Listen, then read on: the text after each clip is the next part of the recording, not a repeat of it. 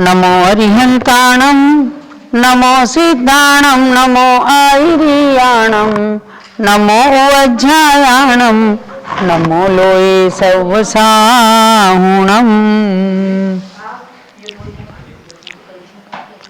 ओम नमः सिद्धेभ्यः, ओम नमः सिद्धेभ्यः, ओम नमः सिद्धेभ्यः। सरस्वती नमस्तुभ्यं वरदे कामरूपिणी विद्यारंभं करिष्यामि सिद्धिर्भवतु मे सदा। अपराह्नकालीन स्वाध्याय के प्रतिष्ठापन की क्रिया संपन्न हुई है। अब सरस्वती माता की कृपा प्रसाद से हमें ज्ञान प्राप्त हो, इस इच्छा से गुम्मट सार जीवकांड सार नाम के ग्रंथ का अध्ययन स्वाध्याय प्रारंभ हो रहा है। मंगलाचरण। सिद्धम शुद्धम पणमीय जिनिंद वर्णेमि चंद मकलंकम गुणरयण भूषणुदयम जीवस्य परुवणम वोच्छम। जीव द्रव्य की प्ररूपणा के लिए 20 अध्याय बताए हैं, यानी 20 प्ररूपणाओं में जीव द्रव्य का कथन करने का लक्ष्य बनाया है आचार्य श्री नेमिचंद्र सिद्धांत चक्रवर्ती ने, जिन्होंने गुम्मट सार ग्रंथ को रचा। 2 प्रकार के गुम्मट सार हैं, एक गुम्मट सार जीवकांड और एक गुम्मट सार कर्मकांड। प्रथम जीवकांड के अंदर 734 गाथाएं निबद्ध की हैं।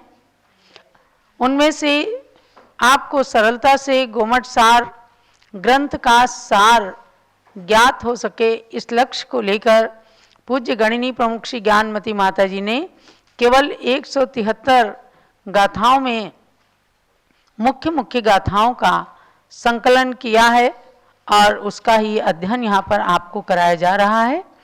तो सर्वप्रथम 20 प्ररूपणाओं के नाम बताकर प्रथम प्ररूपणा जो गुण स्थान है उसका वर्णन किया है, यानी गुण स्थान के 14 भेद और 14 भेदों के अलग अलग लक्षण बताएं।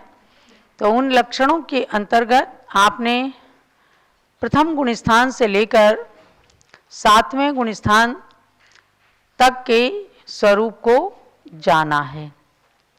प्रथम गुण स्थान मिथ्यात्व, द्वितीय सासादन, तृतीय मिश्र, चतुर्थ अविरत सम्यक दृष्टि, पंचम देश विरत, छठा है प्रमत्त विरत और सप्तम गुण स्थान का नाम है अप्रमत्त विरत।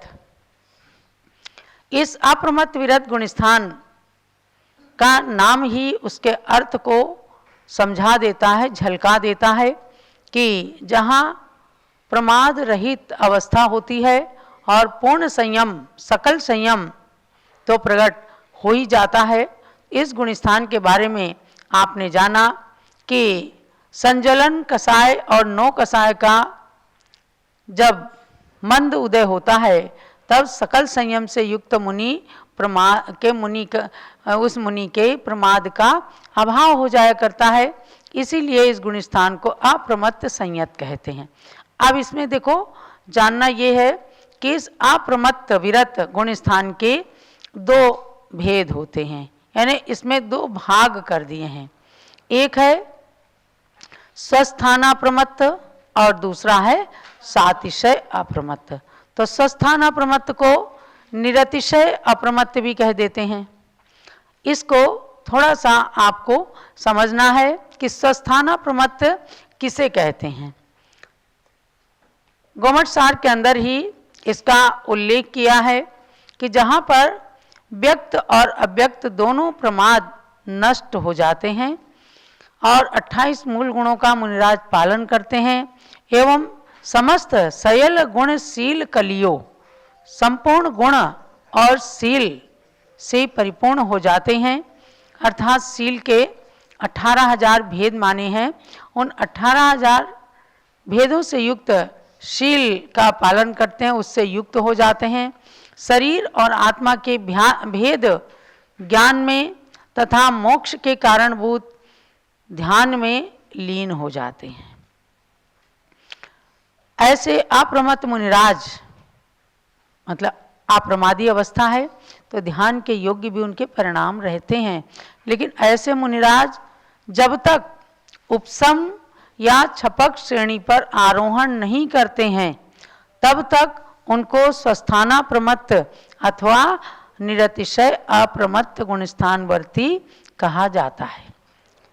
ये गुणस्थान आज भी होता है और इसके दो भागों में से स्वस्थाना प्रमत्त अवस्था आज भी मुनिराजों को होती है। और जो लोग कह देते हैं कि आज पंचम काल में मुनि ही नहीं होते, अरे भैया इन कर्म की व्यवस्था वाले ग्रंथों का अध्ययन तो कीजिए कि जब मुनिराज 28 मूल गुणों का पालन चतुर्थ काल में भी करते थे और 28 मूल गुणों का पालन आज भी कर रहे हैं, तो सच्चे मुनिराज नहीं होते ऐसा हम कैसे कह सकते हैं। इस बात का हमेशा श्रद्धान रखना कि चतुर्थ काल में भी द्रव्यलिंगी मुनिराज हुआ करते थे। माने हमें पता तो है ही नहीं कौन से भावलिंगी हैं कौन से द्रव्यलिंगी हैं।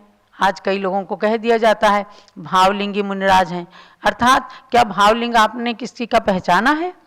क्या बाकी के सब द्रव्यलिंगी हैं? ऐसा सर्टिफिकेट हम किसी को भी नहीं दे सकते। सभी द्रव्यलिंगी नहीं होते हैं और सभी भावलिंगी नहीं होते हैं, लेकिन द्रव्य से जिनके पास पिच्छी कमंडलू होता है, जो 28 मूल गुणों का पालन करते हैं, उन्हीं को पिच्छी कमंडलू दिया जाता है। यानी दीक्षा के प्रारंभ में ही उनके मस्तक पर 28 मूल गुणों के संस्कार किए जाते हैं, तभी उन्हें पिच्छी और कमंडलू प्रदान किया जाता है गुरु के द्वारा। इसलिए आपको ये जानना है कि कोई सम्यक दृष्टि श्रावक ने मुनि दीक्षा धारण की तो उसको सबसे पहले जाकर के सप्तम गुणस्थान हो जाता है। और सप्तम और छठा प्रमत्त विरत अप्रमत्त विरत, प्रमत्त विरत छठे का नाम है और अप्रमत्त विरत सातवें गुणस्थान का नाम है। इन दोनों गुणस्थानों का काल अंतर मुहूर्त ही है, तो अंतर मुहूर्त में इनके गुणस्थान परिवर्तित होते रहते हैं। इसलिए आज भी सच्चे मुनि है और चतुर्थ काल में भी संभव था कि जो सच्चे मुनि नहीं थे, पुष्पढाल जैसे मुनियों को जब काफ़ी संबोधन किया गया तब वे सत्य के मार्ग पर आए और भावलिंगी मुनिराज बने। तो इसका परीक्षण तो हम कोई कर ही नहीं सकते हैं। अब आपको इसमें आना है कि 18,000 शील के भेद भी बताए। शैल गुण शील कलियो, संपूर्ण मूल गुणों का पालन करते हैं और शील का भी पालन करते, तो 18,000 शील कौन से हैं? ये कुछ अतिरिक्त बातें मैं बता रही हूँ, उनको आप नोट कर लीजिएगा। 3 योग होते हैं, मन योग, वचन योग और काय योग, और 3 करण होते हैं, वह भी मन करण, वचन करण और काय करण होते हैं। करण का मतलब होता है, आप कहेंगे योग और करण में अंतर क्या है? तो योग तो मन वचन काय के होते हैं, वो शुभ भी हो सकते हैं अशुभ भी हो सकते हैं। और करण का लक्षण जहाँ बताया उसका कहा है कि अशुभ योग रूप प्रवृत्ति के परिहार को करण कहते हैं। अर्थात अशुभ कर्म के ग्रहण में जो कारणभूत क्रियाएं हैं उनके निग्रह करने को करण कहते हैं। और निमित्त से इनके मन वचन काय 3, यानी मन से कोई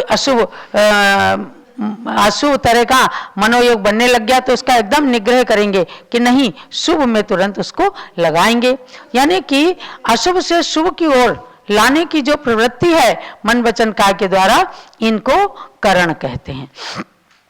तो 3 योग, 3 करण, 4 संज्ञाएं, आहार, भय, मैथुन और परिग्रह, और 5 इंद्रियां, स्पर्शन, रसना, घ्राण, चक्षु और कर्ण, और 10 पृथ्वी कायिक आदि। पृथ्वी कायिक आदि 10 का मतलब है पृथ्वी कायिक, जल कायिक, अग्नि कायिक, वायु कायिक, और प्रत्येक वनस्पति, साधारण वनस्पति, 2 इंद्रिय, 3 इंद्रिय, 4 इंद्रिय, पंचेंद्रिय, ये 10 हुए पृथ्वी कायिक आदि। और 10 उत्तम क्षमादि धर्म, इनको परस्पर में गुणा कर दो, यानी 3 गुणे 3 गुणे 4 गुणे 5 गुणे 10 गुणे 10, इनका गुणा करने पर 18,000 भेद आते हैं। ये 18,000 प्रकार के सील का पालन करते हैं, यानी अशुभ क्रियाओं से निवृत्त होते हैं। तो 18,000 प्रकार से अशुभ क्रियाएं जो हो सकती हैं, संभव रहती हैं, उनको संभव बनाने के लिए, यानी शुभ योग में प्रवृत्त करने के लिए 18,000 प्रकार के सीलों का पालन करके और हमारे मुनिजन 7वें गुण स्थान में अपने मूल गुणों का पालन करते हैं। ये सब स्वस्थान अप्रमत्त, यानी आज भी इनका पालन करने वाले संतजन हैं। दिन भर ज्ञान आराधना, आप देखते होंगे कि कभी श्रावकों की ओर देखा भी नहीं जाता, क्योंकि वे आत्मा में और अपने शुभ योग में निमग्न रहते हैं। मैंने कई बार देखा कि पूज्य ज्ञानमती माता जी के पास लोग आते हैं, दर्शन कर लेते हैं, हाथ उठा के आशीर्वाद भी दे दिया जाता है, और उसके बाद थोड़ी देर के बाद जब माते आंख उठा के देखती हैं तो कहती हैं, आप कहाँ से आए? वे सज्जन कहते हैं, माता जी मैंने तो आपको नमन भी किया, वंदामी किया, आपने आशीर्वाद दिया। तो यानी अपने शुभोपयोग में लीन रहती हैं। भले इनके 7वां गुण स्थान नहीं है, लेकिन 5म गुण स्थान के अंदर भी कितनी तरतमता है। अर्थात यदि हो सकता तो 6ठा 7वां गुण स्थान जरूर हो जाता, लेकिन स्त्री पर्याय जन्य आरिका अवस्था में 5 ही गुण स्थान होते हैं। तो 5म गुण स्थान में भी जब इतनी उपयोग की स्थिरता, ज्ञानोपयोग की अभीक्ष्णता आ सकती है, तो 6ठे 7वें गुण स्थान वर्ती मुनियों को क्यों नहीं हो सकती? तो ये मैंने आपको 7वें गुण स्थान के 2 पाए में से एक पाए की बात बताई, स्वस्थाना प्रमत्त, और दूसरा क्या है? सातिशय अप्रमत्त। तो सातिशय अप्रमत्त को आप संक्षेप में जान लीजिए कि जो आगे श्रेणी शुरू करने वाले हैं, उपसम श्रेणी या क्षपक श्रेणी, उनको ही सातिशय अप्रमत्त होता है। तो इसमें क्या किया? अप्रत्याख्यानावरण, प्रत्याख्यानावरण और संज्वलन के चतुष्क, माने अनंत, क्रोध, मान, माया, लोभ। तो इन 12 कसायों को और 9 कसाय, ये जो 21 प्रकृतियां हैं, ये चारित्र मोहनी की 21 प्रकृतियां कहलाती हैं। इनका जब उपशम या क्षय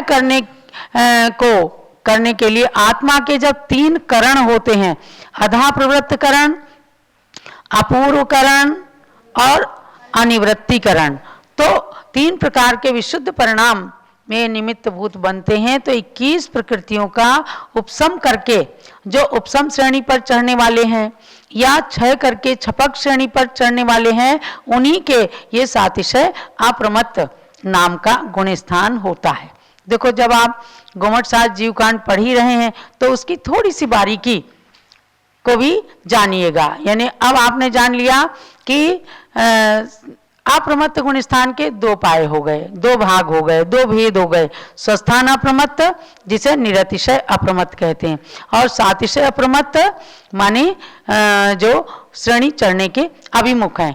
तो जब सातिशय अप्रमत्त अवस्था में आते हैं, तब उनके जो 3 करण होते हैं, अधा प्रवृत्त करण, अपूर्व करण और अनिवृत्ति करण, तो उसमें से अधा प्रवृत्त करण रूप परिणाम उसके अंदर सातिशय अप्रमत्त में होते हैं। या यूं समझिए कि 8वें गुण स्थान के बिल्कुल अभिमुख हुए जीव के अधा प्रवृत्त करण रूप परिणाम होते हैं।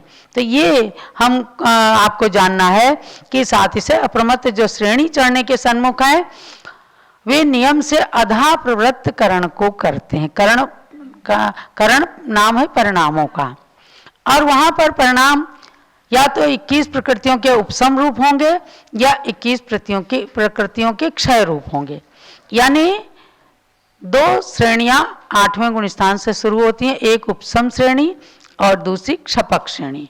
समझो 5 पांडवों ने दिगंबर मुनिराज की अवस्था में शत्रुंजय पर्वत पर जब उनके ऊपर ध्यान के समय अग्नि का उपसर्ग चल रहा था कुरयुधर के द्वारा, तब 3 मुनिराज युधिष्ठिर, भीम और अर्जुन, ये एकदम इन 21 प्रकृतियों का क्षय करके क्षपक श्रेणी पर चढ़ गए और केवल ज्ञानी बनकर के मोक्ष चले गए। और नकुल और सहदेव इन 21 प्रकृतियों का उपशम करके उपशम श्रेणी पर चढ़ते हैं। तो ये बात हमारे केवल ज्ञानी भगवान ने बताया। कि ये गुणस्थानों की ऐसी व्यवस्था है, जब उपसम श्रेणी पर चढ़ना होता है तो 21 प्रकृतियों का उपसम किया जाता है, और छपक श्रेणी पर चढ़ना होता है तो 21 प्रकृतियों का क्षय किया जाता है, क्योंकि ये चारित्र मोहनी की 21 प्रकृतियां हैं, और चारित्र मोहनी के उपसम या क्षय से ही आगे की श्रेणी चढ़ी जाती हैं। तो ये तो मैंने आपको उदाहरण बताया। अब आज वर्तमान में ना कोई श्रेणी चढ़ सकते हैं, क्योंकि उत्तम संगणन नहीं है। हम जब चारित्र चक्रवर्ती आचार्य शांति सागर महाराज का चारित्र पढ़ते हैं, आजकल हमारे यहाँ प्रतिदिन स्वाध्याय चलता है। आचार्य शांति सागर महाराज कितना तन से, मन से, वचन से कितना स्थिर योग में लीन रहते थे। वे किसी से वैयावृत्ति नहीं कराते थे, वे किसी से एक शब्द भी फालतू का नहीं बोलते थे, वे अपने मनोयोग को एकदम स्थिर रखते थे। ऐसी काय उनकी बलिष्ठ थी कि बड़े बड़े 100-100, 150-150 किलो के बोरे भी अपनी पीठ पर उठा लिया करते थे। ऐसे बलिष्ठ, माने उत्तम संगणन तो नहीं रहा, लेकिन जो 3 संगणन हीन है उनमें से भी जो पहला संगणन है उसका उत्तम भाग जरूर उन्होंने प्राप्त किया। ये स्थिर नाम कर्म का बहुत बड़ा उदय था आचार्य ऋषि के, लेकिन वो भी स्वस्थान अप्रमत्त में ही थे, क्योंकि उत्तम संगणन के द्वारा ही श्रेणी को चढ़ा जा सकता है। तो आज सप्तम गुणस्थान का एक भेद होता है। हमारे सच्चे मुनिराज आज भी होते हैं और पंचम काल के अंत तक भी होंगे। ये हम सप्तम गुणस्थान के वर्णन के अंतर्गत जानते हैं। अब मैं आगे आपको ले चलूंगी अपूर्व करण गुणस्थान की ओर अगली क्लास में, और आपको ये भी बताना है कि 30 दिसंबर को हम आपकी परीक्षा लेंगे 36 गाथाओं में, यानी गुणस्थान प्ररूपणा, जीवस्थान प्ररूपणा और पर्याप्ति प्ररूपणा। इन 3 प्ररूपणाओं में 36 गाथाएं आती हैं। उन 36 गाथाओं को आपको अच्छे से आत्मसात करना है, याद करना है। उसकी परीक्षा आपकी 23 दिसंबर को इसी समय 3:30 बजे होगी। और परीक्षा तो आपकी व्याकरण की भी हम लेंगे, क्योंकि हमने अब बहुत सरल व्याकरण शुरू की है पूज्य माता के निर्देश से, लेकिन उसकी तारीख हम बाद में घोषित करेंगे। अब मैं आती हूँ आपको व्याकरण की क्लास में लेकर के। व्याकरण में आपने भूमिका के रूप में 7 विभक्तियों के नाम सुने थे, पढ़े थे, और उसके बाद में अकारांत पुल्लिंग में जिन शब्द पढ़ा। उसके बाद धर्म शब्द को 7 विभक्तियों में एक ही श्लोक के द्वारा जाना। पुनः 7 औते ये विभक्तियां और एक वचन, द्विवचन, बहुवचन के रूप जाने। उसके बाद क्रिया में नम धातु के लट लकार की क्रियाएं जानी थी, तो कर्ता और क्रिया का प्रयोग भी उसमें किया गया। अब हम आते हैं आपको लेकर के सूत्रों की ओर। तो सबसे पहले यह है असली में कातंत्र रूपमाला नाम की व्याकरण, जिस व्याकरण को प्रारंभ में ही पूज्य गणनी ज्ञानमती माता ने सन 1953 की पहले चातुर्मास में पढ़ करके अपने ज्ञान की नींव को मजबूत किया है। तो उसी व्याकरण की छोटी से स्वरूप को हमने अभी आपको भिजवाया है, और आगे भी हम इसके और सूत्रों का प्रकाशित भाग आपको सॉफ्ट मैटर के रूप में देंगे। पहला सूत्र है सिद्धो वर्ण समाम्नायः। सिद्धो वर्ण समाम्नायः। सिद्धो वर्ण समाम्नायः। सिद्धो वर्ण समाम्नायः। अर्थात वर्णों का समुदाय अनादि काल से सिद्ध है। इस सूत्र के माध्यम से हमारे आचार्यगण सर्ववर्म नाम के आचार्य बताते हैं कि वर्णों का समुदाय अनादि काल से सिद्ध है, अर्थात किसी ने इन वर्णों को बनाया नहीं है, समय समय पर इनको प्रचारित प्रसारित किया गया है। जैसे प्रभु ऋषभ देव ने अपनी ब्राह्मी सुंदरी कन्याओं को भी व्याकरण शास्त्र पढ़ाया, और हमारे अनेक आचार्यों ने ज्ञान को परिमार्जित करने के लिए व्याकरण शास्त्र बनाए। जैनेन्द्र व्याकरण भी पूज्यपाद स्वामी की है। शब्दार्णव चंद्रिका, जैनेन्द्र महावृत्ति और कातंत्र रूपमाला ऐसे सबसे सरल उसमें है कातंत्र रूपमाला नाम की व्याकरण, जिस व्याकरण का ये पहला सूत्र है। वर्णों का समुदाय अनादिकाल से सिद्ध है। अब आपको जानना है कि वे वर्ण कौन कौन से हैं, कितने हैं। तो आ ई ई उ री री, माने री एक बार और दीर्घ री, ली ए ओ औ, का खा गा गा अंगा, च छ जजैया, ट ठ डडण, त थ ददन, प फ ब ब म, य र ल व, श श स ह। ये 47 वर्ण हैं, यानी स्वर और व्यंजन सब मिलाकर के कुल 47 वर्ण हैं। इनसे ये कहलाती वर्णमाला। अब क्या है, ये हिंदी वर्णमाला भी है और संस्कृत वर्णमाला भी है। इन्हीं पर जब अनुस्वार और विसर्ग आदि हो जाते हैं तो संस्कृत के शब्द बन जाते हैं। तो मूल में ये वर्ण है, 47 वर्ण हैं और इनको आप जानते भी हैं, फिर भी क्रम से आपको इनको याद कर लेना है। अब उसके बाद में आता है दूसरा सूत्र, तत्र चतुर्दशादौ स्वराः, स्वराः, तत्र चतुर्दशादौ स्वराः। तत्र चतुर्दशादौ स्वराः। अब क्या हुआ कि इन 47 वर्णों में आदि के 14 अक्षर जो हैं वो स्वर कहलाते हैं, यानी स्वर और व्यंजन दो में विभक्त ये सारे के सारे वर्ण हैं। और उन 47 वर्णों में जो प्रारंभ के 14 वर्ण हैं उनको स्वर संज्ञा है। ये संज्ञा प्रकरण ही है, और संज्ञा माने नाउन, और हर एक चीज की किसकी क्या संज्ञा है इस अध्याय में यही सबसे शुरू में बताएंगे। तो इन वर्णों के समुदाय में जो 14 अक्षर हैं उनकी स्वर संज्ञा है। कौन कौन से हैं वो बोलिए, आ ई उ री री ली ए ऐ ओ औ, ये 14 स्वर कहलाते हैं। आज कंप्यूटर में मुझे लगता है कि री ये खत्म हो गया, री तो अभी मिल जाता है, लेकिन री शायद कंप्यूटर से गायब हो गया है।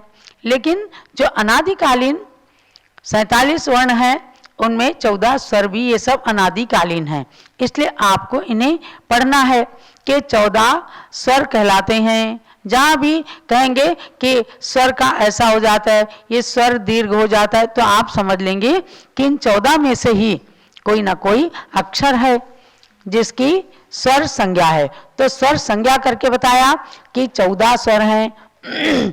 तो आपको व्याकरण में बहुत प्रारंभ में अब बिल्कुल आपको ये हल्की सरल लग रही होगी, है ना। तो इस सरल व्याकरण को पढ़ करके और तल स्पर्शी ज्ञान संस्कृत के ग्रंथों का प्राप्त कर सकेंगे। तो प्रारंभ में 2 ही सूत्र में रखती हूँ, सूत्र आप याद करना और सूत्र के अर्थ को भी सरलता से समझ लेना। 2-3 बार जब पढ़ी जाएगी तो व्याकरण स्वतः याद हो जाएगी। और फिर 10-20 सूत्र होने के बाद फिर मैं आपका टेस्ट लूँगी कि किस प्रकार से आपने क्या जाना, क्या पढ़ा। यदि आपकी इसके अंदर कोई क्वेरी है तो आप अपना केवल व्हाट्सएप लिख करके भेजें, फ़ोन कोई भी ना करें। तो मैंने आज आपको ये 2 सूत्र बताए हैं जिनमें 47 वर्ण बताए गए और 14 अक्षरों की स्वर संज्ञा है। ये भगवान अरहंत देव की दिव्य ध्वनि से निश्चित जो हिंदी और संस्कृत के शब्द हैं उन्हीं को यहाँ पर बताया जा रहा है। और संस्कृत व्याकरण का शुभारंभ करके आप सब संस्कृत के ज्ञान में परिपक्व बने, इसी भावना के साथ हम आज के स्वाध्याय को समापन करते हैं। हमारे बीच में सरस्वती की प्रतिमूर्ति के रूप में पूज्यगणी ज्ञानमती माता जी विराजमान हैं। तो अब उनकी पूजा करके हम यही चाहेंगे कि पूज्य माता जी जैसे आपने अपनी व्याकरण के ज्ञान को परिपक्व किया, आज 500 ग्रंथों का लेखन करके साहित्य भंडार को समृद्ध किया है, हमें भी आपके ज्ञान के कुछ रज कण हमें भी प्राप्त हों, तो अब उनकी पूजन करेंगे। आचार्य शांति साहब महाराज का अर्घ्य चढ़ाइएगा। ओम ह्रीं चारित्र चक्रवर्ती प्रथमाचार्य श्री शांति सागर महामुनीन्द्राय अर्घ्यम निर्पामीति स्वाहा। ओम ह्रीं प्रथम पट्टाचार्य चारित्र चूड़ामणि श्री वीर सागर महामुनीन्द्राय अर्घ्यम निर्पामीति स्वाहा। ओम ह्रीं परम पूज्य आचार्य श्री नेमी सागर महामुनीन्द्राय अर्घ्यम निर्पामीति स्वाहा। जलो पूज्य गणनी ज्ञानमती माता जी की जय। पूजन करो जी श्री गणनी ज्ञानमती माता जी की पूजन करो जी। जिनकी पूजन करने से अज्ञान तिमिर नश जाता है, जिनकी दिव्य देशना से शुभ ज्ञान हृदय बस जाता है, उनके श्री चरणों में आवाहन स्थापन करते हैं। सन्निधि करण विधि पूर्वक पुष्पांजलि अर्पित करते हैं, पुष्पांजलि अर्पित करते हैं। पूजन करो जी श्री गणनी ज्ञानमती माता जी की पूजन करो जी। ओम ह्रीं गणी प्रमुख श्री ज्ञानवती माता अत्र उत्तरोत्तर समोषटावाननम् अत्र तिष्ठ तिष्ठ ठठ स्थापनम् अत्र मम सन्नितो भव सट सन्निधि करणम स्थापनम। ज्ञानमती जी नाम तुम्हारा ज्ञान सरित अवगान है, तेरी पावन प्रतिबालक कर मेरा मन भी पावन है। मुझे ज्ञानी ने माँ जब से तेरी छाया पाई है, तब से दुनिया की कोई छवि मुझको लुभान पाई है। ज्ञानामृत जल पीने तो तव पद में मेरा मन है, तेरी पावन प्रतिबालक कर मेरा मन भी पावन है। ओम ह्रीं गणी प्रमुख श्री ज्ञानवती मात्रे जलम निरूपामिति स्वाहा। चंदन और सुगंधित गंधों की वसुधा पर कमी नहीं, लेकिन तेरी ज्ञान सुगंधि से सुरभित है आज मैं। उसी ज्ञान की सौरभ लेने को आतुर मेरा मन है, तेरी पावन प्रतिबालक कर मेरा मन भी पा। ओम ह्रीं गणी प्रमुख श्री ज्ञानवती मात्रे